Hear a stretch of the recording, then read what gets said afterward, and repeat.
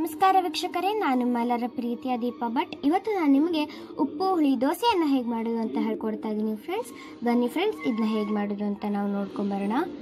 ನಾನು ಇಲ್ಲಿ ಮೊದಲನೇದಾಗಿ ದೋಸೆ ಅಕ್ಕಿನ ನಿನ್ನೆ ರಾತ್ರಿನೇ ನೆನೆಸಿ ಬೆಳಗ್ಗೆ ಚೆನ್ನಾಗಿ ಇದನ್ನು 3 ರಿಂದ 4 ಸತಿ ವಾಶ್ ಮಾಡಿಟ್ಕೊಂಡಿದ್ದೀನಿ. ಆಮೇಲೆ 2 ಮೀಡಿಯಮ್ ಸೈಜ್ ಈರುಳ್ಳಿ, ಆಮೇಲೆ 3 ರಿಂದ 4 ಒಣಮೆಣಸಿನ್ಕಾಯಿ, ಆಮೇಲೆ ಸ್ವಲ್ಪ ಹುಣಸೆಹಣ್ಣು, ಆಮೇಲೆ 1 ಕಪ್ ಆಗೋಷ್ಟು ಕಾಯಿ ತುರಿ, ಸ್ವಲ್ಪ ಬೆಲ್ಲ. ಇಷ್ಟು ಇಂಗ್ರೀಡಿಯೆಂಟ್ಸ್ ನಮಗೆ ಬೇಕಾಗುತ್ತೆ ಫ್ರೆಂಡ್ಸ್. ನಾವೀಗ ಎಲ್ಲ ಇಂಗ್ರೀಡಿಯೆಂಟ್ಸ್ನೂ ಕೂಡ ಹಾಕ್ಕೊಂಡು ರುಬ್ಕೊಂಡು ಬರೋಣ.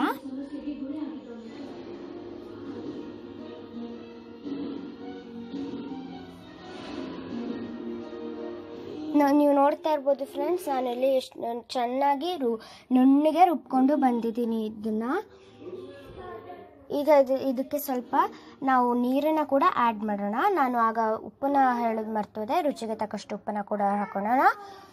ನಾನು ರುಬ್ಬೇಕಾದ್ರೆ ಬೆಲ್ಲನ ಹಾಕಲಿಲ್ಲ ಫ್ರೆಂಡ್ಸ್, ಈಗ ಹಾಕೋತಾ ಇದ್ದೀನಿ.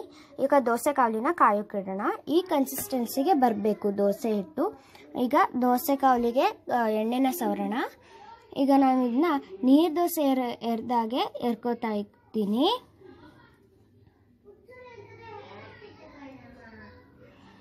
ಇದನ್ನು ನಾವು ಮಾಮೂಲಿ ದೋಸೆ ಎರ್ದಾಗೆ ಕೂಡ ಇರಬಹುದು. ನೋಡಿದ್ರಲ್ಲ ವೀಕ್ಷಕರೇ, ಎಷ್ಟು ಈಸಿಯಾಗೋದು ಹೇಳ್ತಾ ಇದೆ ಅಂತ. ಮತ್ತೊಂದು ಸೈಜು ಮಚ್ಚಾಕೋಣ ನಾವು.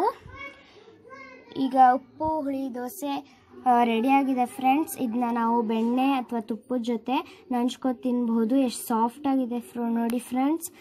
ಈಗ ಇದು ಉಪ್ಪು ಹುಳಿ ಖಾರ ಎಲ್ಲದೂ ಇರೋದ್ರಿಂದ ಇದನ್ನು ತುಪ್ಪ ಅಥವಾ ಬೆಣ್ಣೆ ಜೊತೆ ನಂಚ್ಕೊ ತಿಂದರೆ ತುಂಬ ಚೆನ್ನಾಗಿರುತ್ತೆ. ನನ್ನ ವಿಡಿಯೋ ನಿಮಗೆ ಇಷ್ಟ ಆಗಿದೆ, ನನ್ನ ವಿಡಿಯೋನ ಲೈಕ್ ಮಾಡಿ, ಶೇರ್ ಮಾಡಿ, ಮತ್ತು ನಮ್ಮ ಚಾನಲ್ನ ಸಬ್ಸ್ಕ್ರೈಬ್ ಮಾಡಿ. Thank you. ಶೇರ್ ಮಾಡಿ ಮತ್ತು ನಮ್ಮ ಚಾನಲ್ನ ಸಬ್ಸ್ಕ್ರೈಬ್ ಮಾಡಿ. Thank you.